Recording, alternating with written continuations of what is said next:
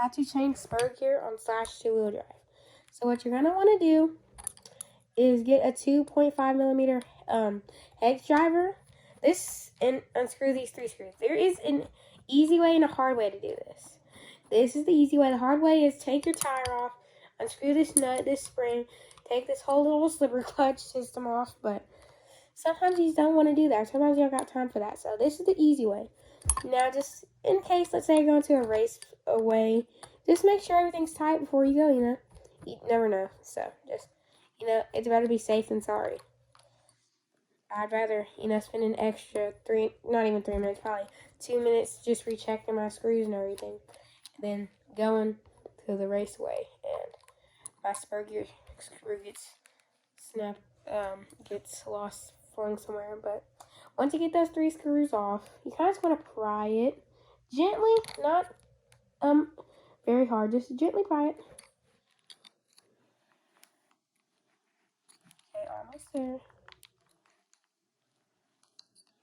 Okay, other side. Okay.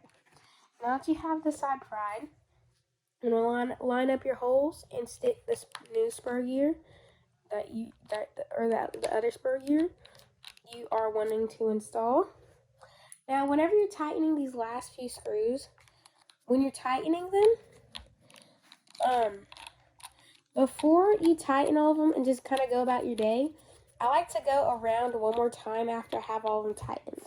Because sometimes you may not tighten it fully. And that's what I was saying. You'd rather be, safe than sorry. It doesn't take too long anyway. So, just, gotta be safe than sorry. It doesn't hurt nothing anyway.